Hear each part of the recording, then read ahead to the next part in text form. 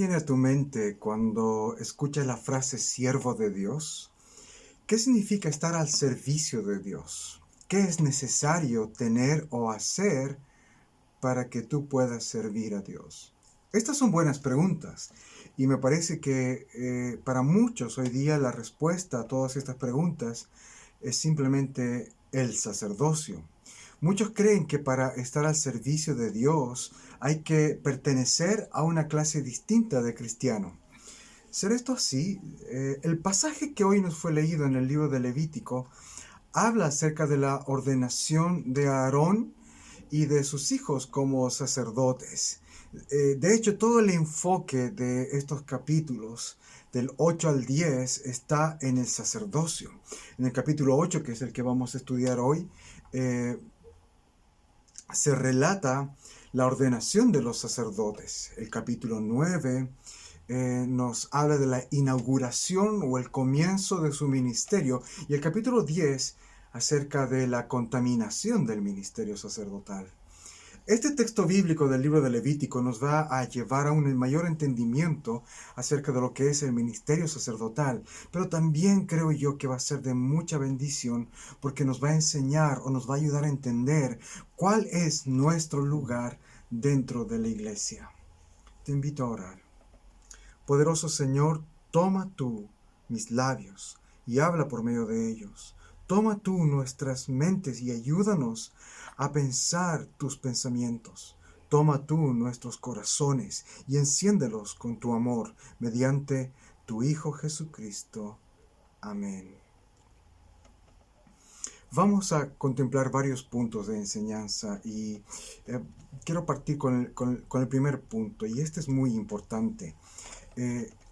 Los sacerdotes en el Antiguo Testamento cumplían varias tareas, su rol era muy extenso, pero la tarea más importante del ministerio sacerdotal en el Antiguo Testamento era la de ser mediadores entre Dios y su pueblo.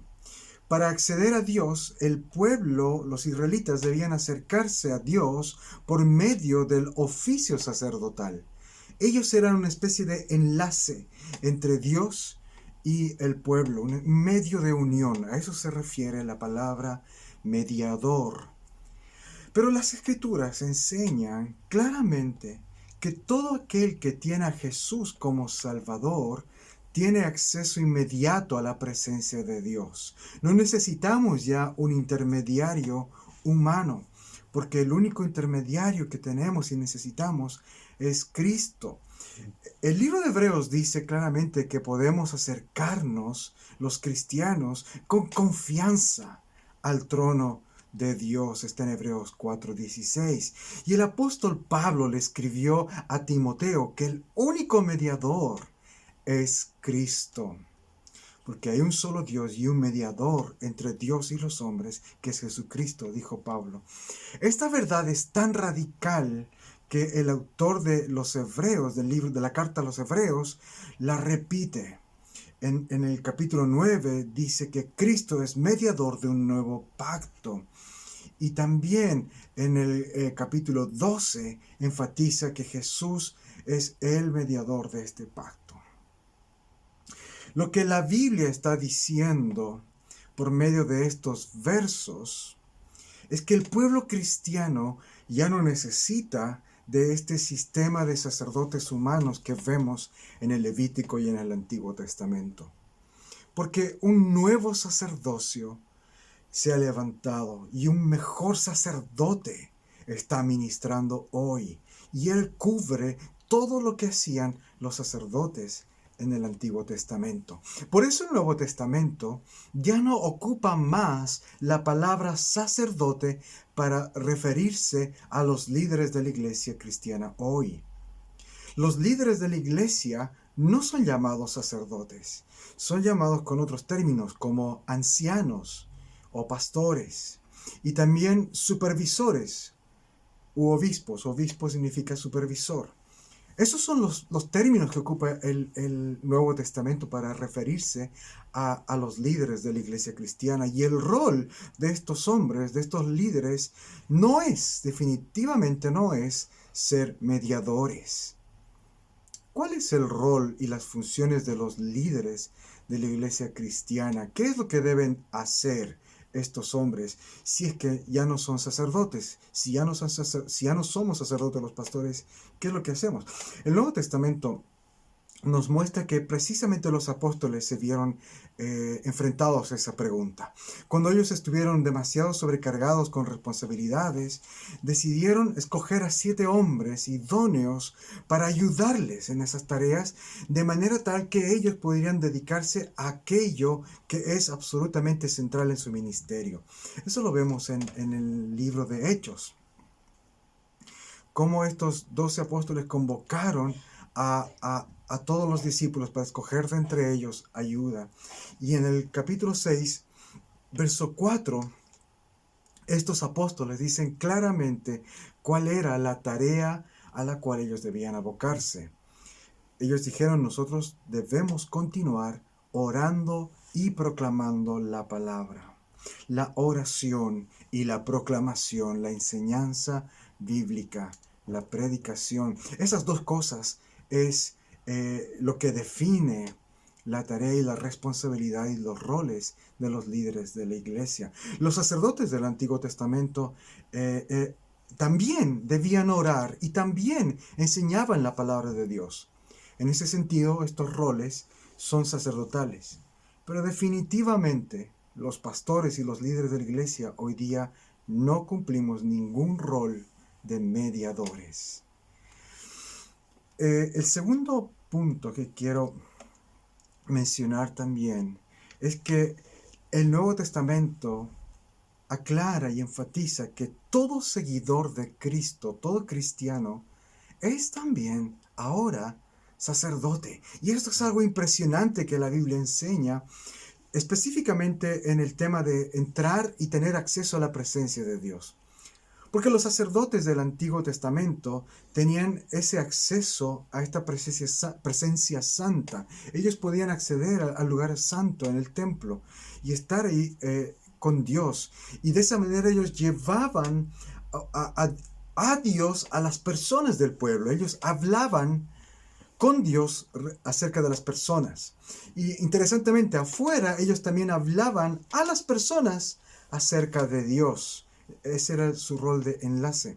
Ahora es muy interesante y potente que el Nuevo Testamento dice que los cristianos hacemos esas mismas cosas.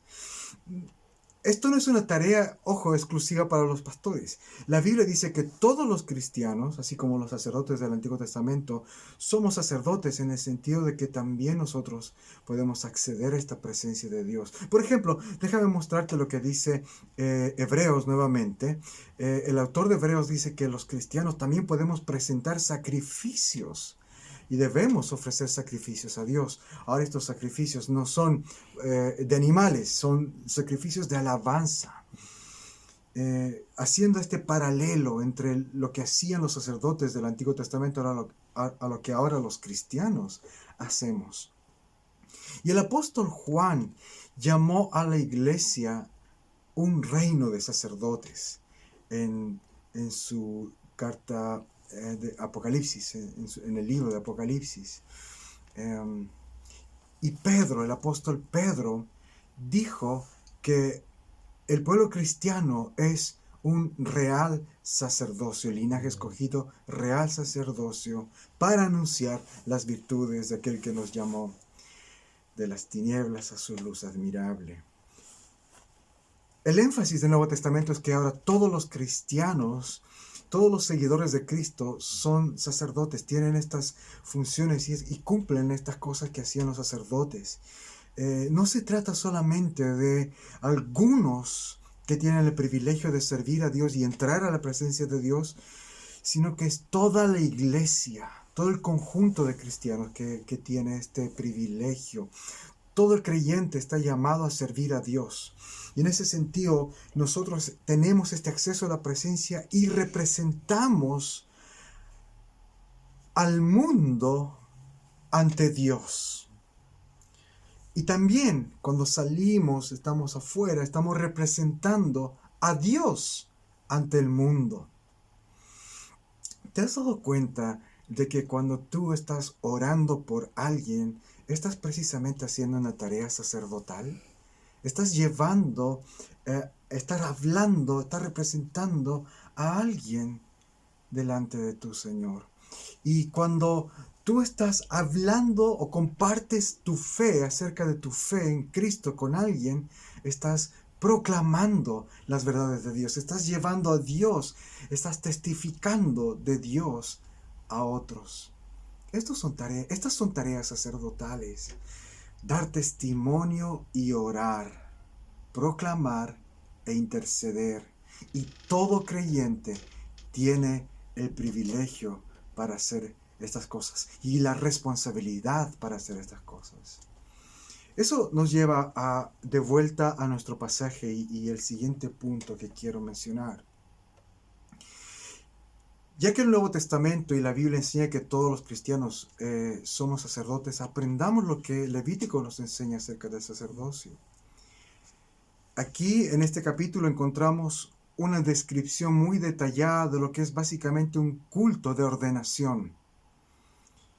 Y este culto es un culto público. ¿Por qué? Esto es muy importante entenderlo, porque es importante que se hiciera, que se haya hecho este compromiso público a la vista de todo el pueblo. Mira cómo pone Levítico capítulo 8, verso 3. Este culto comienza con Dios diciéndole a Moisés que reúna a toda la iglesia, a toda la congregación, a todo el pueblo de Dios en la entrada del tabernáculo. Este es un culto público. Todos debían estar presentes. Y luego de haberse juntado todos, Moisés presentó a Aarón y a sus hijos, los sacerdotes. Esto lo vemos en el verso 6 y también en el verso 13, este énfasis de presentarlos, de mostrarlos al pueblo. Entonces, el punto es que todos debían ver esta ordenación, todos debían reconocer quiénes son los sacerdotes y cuáles son sus funciones. El siguiente punto de este culto, el siguiente paso fue que se hicieron unas ofrendas especiales, se hicieron sacrificios y Moisés presentó esta ofrenda delante de Dios. Y después de haber hecho eso, después de haber realizado los sacrificios, Moisés procedió a lavar con agua a Aarón y a sus hijos. Y después de que los lavó, el mismo Moisés los vistió con sus vestimentas sacerdotales. Todo esto lo vamos viendo en estos versículos del capítulo 8. Y este rito de ordenación culmina con un momento muy especial. Moisés, por mandato de Dios, tomó un poco de la sangre del sacrificio y untó con esta sangre a los sacerdotes y al altar. Untó algunas partes del cuerpo de los sacerdotes, específicamente ahí en los versos 23 y 24 menciona las orejas, sus dedos de sus manos, de sus pies.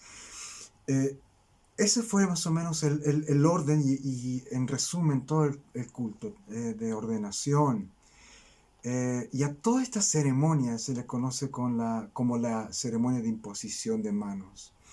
Todo este acto de presentarlos, de lavarlos, vestirlos, ungirlos y marcarlos con la sangre, se le conoció más tarde como el acto de imposición de manos.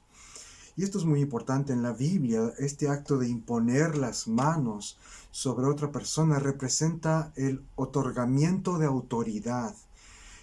Por ejemplo, Moisés impuso sus manos en Josué para nombrarle su sucesor como líder del pueblo. Eso lo vemos en el libro de Números. Y en el Nuevo Testamento esta práctica de traspasar autoridad por medio de un rito, por medio de una ceremonia, con imposición de manos, se perpetuó. Lo vemos en el Nuevo Testamento cuando los apóstoles nombraron diáconos para ayudarles en las tareas de administración.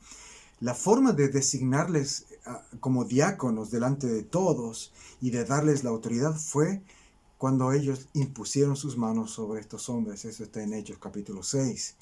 Y también Timoteo fue comisionado para servir a Dios en el Nuevo Testamento como pastor de la iglesia. ¿Cómo fue comisionado? ¿Cómo es que se le dio la autoridad? Igual, con un servicio público donde el acto de imponer manos le traspasa, le confiere esa autoridad. Y eso lo recuerda Timoteo, lo recuerda Pablo a Timoteo en su primera carta. Por eso es que la iglesia mantuvo esta tradición. Cuando se ordenan pastores hoy día, por lo menos en la iglesia anglicana, es el obispo junto con otros pastores y representantes de la congregación, hermanos laicos, que pasan adelante, imponen las manos y oran por el candidato para demostrar de esa manera que se le está confiriendo autoridad para enseñar y la responsabilidad para liderar a una congregación.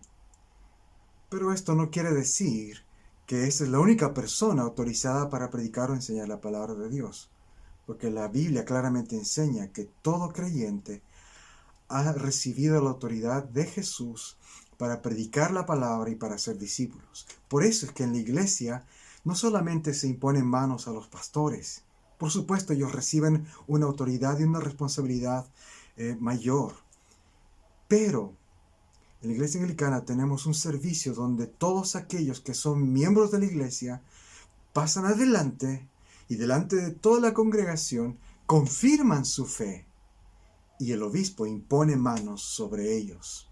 Es una declaración pública de compromiso. Es una declaración donde nos comprometemos como miembros de la iglesia de Cristo a servicio de Dios en la iglesia, donde confirmamos nuestra fe. Así como Aarón y sus hijos fueron ordenados en frente de todo el pueblo, es necesario que nosotros también hagamos una confesión pública de nuestra fe y asumamos un compromiso. Así que quiero animarte a recordar tu confirmación y a dar gracias a Dios, porque ahí en ese momento existe una declaración pública de que sí, yo voy a servir a Dios. Y si no estás confirmado, te animo a hacerlo. Es muy potente, es muy bueno y la confirmación parte de esta tradición bíblica que vemos desde el Antiguo hasta el Nuevo Testamento, donde los creyentes, mediante un acto simbólico de imposición de manos, reciben autoridad. Pero en este culto de consagración de los pastores, de los sacerdotes, volviendo a Levítico, se me confundió un poco ahí, en este culto de consagración, de ordenación de los sacerdotes en Levítico, vemos otro rito muy importante que tomó lugar, y que ese rito tiene que ver con la consagración. El verso 10 nos comienza a relatar que Moisés, por instrucción de Dios, tomó aceite y con aceite ungió a Aarón y a sus hijos. Ungir, en este contexto, es untar con aceite, rociar con aceite, porque también se ungió el tabernáculo, el altar. Ahora, ¿qué es esto? La unción es eso, poner aceite, ungir con aceite, pero tiene un significado muy profundo. De hecho, la unción, déjame explicártelo, era una práctica muy común en la antigüedad. Transportémonos en el tiempo y pongámonos un poco en los zapatos, en los calzados de un israelita en la antigüedad. En esa época la gente viajaba mucho y viajaba principalmente a pie.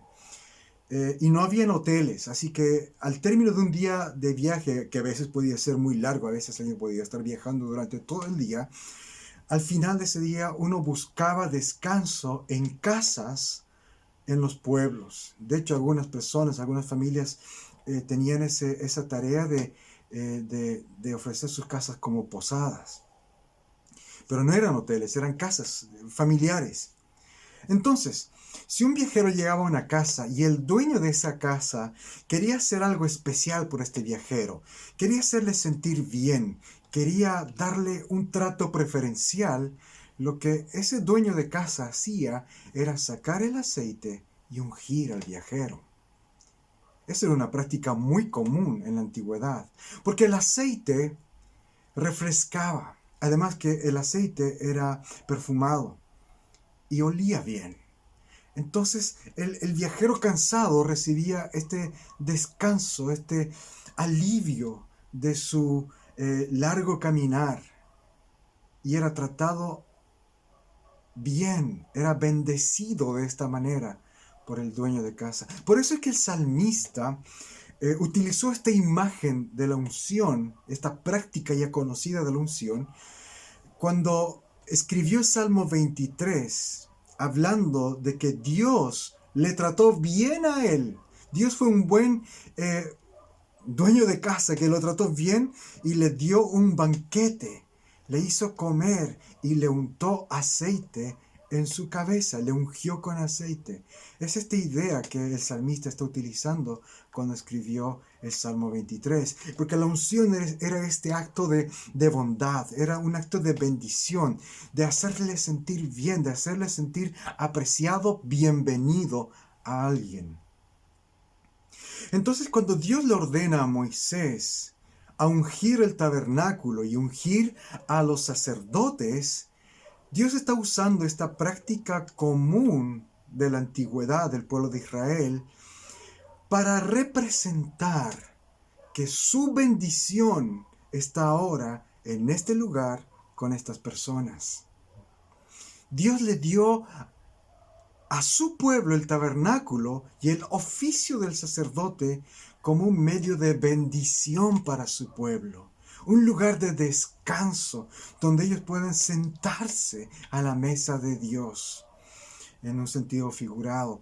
Y con el paso del tiempo, la unción fue tan importante y hablaba tan fuerte de bendición que llegó a convertirse en una práctica que también simbolizaba la autoridad, la bendición de Dios en alguien que le daba autoridad para gobernar. Por ejemplo, en Israel los reyes no se coronaban, los reyes se ungían, porque el ungimiento representaba la bendición, que la bendición de Dios estaba sobre ellos para gobernar. Por eso es que en el Antiguo Testamento a los reyes se les daba el título de el ungido, que en hebreo es la palabra Mesías. Mesías quiere decir simplemente eso, ungido, en hebreo. Y cuando llegamos a tiempos del Nuevo Testamento, el Nuevo Testamento se escribió en griego, se utilizó la misma palabra ungido, solo que en griego es Cristo. Mesías y Cristo significan lo mismo. En hebreo y en griego significan ungido, el ungido, que con el tiempo era sinónimo de rey. Por supuesto, el Nuevo Testamento aplica esta palabra a Jesús. Jesús es el ungido de Dios. Pero ¿quieres ver algo fantástico que también sale en el Nuevo Testamento? Déjame mostrarte este verso. En 2 de Corintios, el apóstol Pablo, escribiendo a la iglesia cristiana, a nosotros, a ti y a mí, dice que nosotros también hemos sido ungidos. Todo creyente y seguidor de Cristo, según este verso, ha sido ungido por Dios. Ahora, ¿cómo nos ha ungido Dios? No con aceite, sino con su Espíritu Santo. Pablo dice en estos versos que la garantía de nuestra unción es que Dios ha puesto su Espíritu Santo como un sello en nosotros, en nuestros corazones. ¡Aleluya! Si la unción representa la bendición de Dios y su autoridad para servirle, que le confería autoridad incluso a reyes en el Antiguo Testamento, imagínate lo que es para nosotros. Dios, mediante su Espíritu Santo, nos está dando su bendición y su autoridad a todos los cristianos. para estar a su servicio. ¿Qué estamos esperando entonces para servir a Dios? Tenemos todo lo que necesitamos. Nosotros hemos sido ungidos para servirle a Dios. Y eso debe llevarnos a la conclusión de este sermón y a pensar, ¿cómo le sirvo entonces? ¿Cómo servimos a Dios? Quiero darte 3 consejos prácticos y bíblicos de cómo servir a Dios a partir de lo que nos muestra Levítico capítulo 8. Todo creyente debe crecer en este servicio a Dios. Y Levítico nos está mostrando cosas muy interesantes acerca del servicio a Dios. El primer consejo: busca purificación para servirle. O en otras palabras, el pecado es un estorbo para servir a Dios. No dejes que haya nada que estorbe tu labor como servidor de Cristo. En la lectura de hoy, en Levítico, vimos que los sacerdotes tuvieron que ser lavados. Ahí en el verso que sale en la pantalla, Levítico 8, verso 6. Moisés los lavó con agua. Esta es una forma muy potente de demostrar a la vista de todo el pueblo que esos hombres necesitaban ser limpiados, lavados. Y además de ese lavamiento, este mismo capítulo también nos dice que Moisés tuvo que hacer 2 sacrificios por los pecados. En los versos 14 al 17 se relata el primer sacrificio y en los versos 18 al 21 el segundo sacrificio. Esto nos está diciendo simplemente esta gran verdad, que los sacerdotes del Antiguo Testamento eran pecadores y necesitaban ser lavados, necesitaban ser limpiados para estar en la presencia de Dios, para servirle a Dios. Y esa es la gran diferencia con el gran sumo sacerdote del Nuevo Testamento, que es Jesús. Jesús es la única persona que vivió sin pecar. Jesús no necesita ser lavado ni que se presenten sacrificios por sus pecados. Pero tú y yo somos otra historia. Tú y yo somos como los sacerdotes del Antiguo Testamento. También pecamos. Así que para servir a Dios, el primer paso para ti y para mí es entender esto. También nosotros necesitamos ser lavados, necesitamos ser purificados. Para servir a Dios, por lo tanto, debemos confesar nuestros pecados. Necesitamos arrepentirnos y debemos hacerlo con seriedad, con honestidad. Si no, no vamos a poder servir a Dios. Nuestro servicio no va a ser agradable para Él. Necesitamos ser lavados, así como Moisés lavó a Aarón, pero el que nos lava es Cristo y su limpieza es total. El Nuevo Testamento enfatiza esta verdad. Si confesamos nuestros pecados, Él es fiel y justo para perdonarnos y limpiarnos. Así que para servir a Dios, asegúrate todos los días de presentarte limpio, de lavarte por medio del arrepentimiento, por medio de la confesión sincera de pecados, porque el pecado estorba nuestro servicio a Dios. Segundo consejo: demuestra dedicación.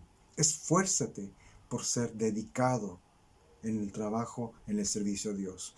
En esta ordenación de Moisés, que Moisés realizó con Aarón y sus hijos, leemos que, y ya lo mencioné, que Moisés colocó un poco de sangre en las extremidades del cuerpo de los sacerdotes. Y de hecho parte en la cabeza y continúa hasta las manos y los pies. Este es un acto simbólico de dedicación. Mediante la sangre y después mediante la unción, lo que estaba haciendo Moisés era decir a todo el pueblo: estas personas ahora están sellados, han sido apartados, separados. Estaban diciendo que esos hombres ahora están dedicados de cabeza a los pies. Por eso parte en las orejas, por eso parte de cabeza a los pies, en ese sellado. Estos hombres de cabeza a los pies ahora están dedicados al servicio a Dios. Ahora, si nosotros somos también sacerdotes, según el Nuevo Testamento, nosotros también debemos dedicarnos. Debemos dedicar nuestra vida al servicio de Dios. Hermanos, no esperemos que alguien te diga o que te estén insistiendo. Esto debe nacer de nosotros. Nosotros debemos ser dedicados en esto, de decir, ¿cómo puedo servir? La iglesia no debe estar llena de asistentes, sino llena de servidores. Mira lo que Pablo nos recuerda en este verso de Gálatas. Dios nos llama a todos nosotros a servirle a Él. De hecho, este pasaje dice, sírvanse los unos a los otros. Al servirnos mutuamente, estamos sirviendo a Dios. Si no estás sirviendo actualmente, busca una manera de hacerlo. Tercer consejo. El servicio tiene que ver con y para la comunión, para la comunidad. Este culto de ordenación en Levítico termina con la mejor forma, creo yo, con una comida. No podía ser de otra forma, de otra manera. Mira el verso 31 que está aquí en la pantalla. Moisés le dijo a Aarón y a sus hijos que preparen la carne y la coman en la entrada de la tienda de reunión, en la entrada del tabernáculo. Y allí comieron. Piénsalo bien. Dios les ordenó que al término del culto ellos coman en su presencia, porque el tabernáculo es donde estaba representada la presencia de Dios. Comer en la presencia de Dios es algo muy importante. Simboliza comunión, simboliza restauración de las relaciones, representa el compañerismo. Mediante esta comida, los sacerdotes estaban señalando a todo el pueblo que ellos y el pueblo están ahora en comunión con Dios. La amistad ha sido renovada. Ellos ya han sido lavados, han sido revestidos con nuevas ropas. Se les ha sellado y marcado con la sangre del sacrificio y con el aceite de la unción. Sus pecados han sido expiados y ahora están en amistad con Dios, pero también con el pueblo. Hay unidad, hay unión en esta comida. Y querido hermano, querida hermana, nosotros hemos recibido todo eso también. Nosotros hemos sido llamados por Dios, lavados por Él. La sangre del Cordero nos ha sellado y su Espíritu Santo nos ha ungido. Por lo tanto, ahora podemos dedicarnos al servicio y el primer paso es esto, la comunión, la comunidad, el disfrutar de la presencia de Dios con otros cristianos, con otros creyentes. Eso es lo que esta comida de Levítico está mostrándonos, que es importante practicar la comunión con Dios entre nosotros. Por eso Jesús también a sus discípulos les dejó una comida. En la cena, en la comunión del pan y del vino. Hermanos, la comunidad y el estar en comunión con otros no es un tema menor, es muy importante. Entonces, el servicio nuestro debe estar orientado en bendecir esta comunidad, bendecir la comunión, trabajar porque haya comunidad, porque haya comunión. Quizás eso va a tener que ver con comida, quizás no, pero el punto es que debemos trabajar por esta comunidad. Cuando tú estás anunciando las buenas noticias del Evangelio a otros y estás trayendo a otras personas a esta comunidad, estás fortaleciendo la comunidad. Porque haces que esta comunidad crezca, el pueblo de Dios crezca, más personas se reúnan en torno a Dios, disfrutando esta comida, este alimento. El evangelismo es un medio de servicio potente. Pero también servimos a nuestra comunidad cuando hacemos las cosas con amor, con dedicación y esfuerzo los unos para los otros.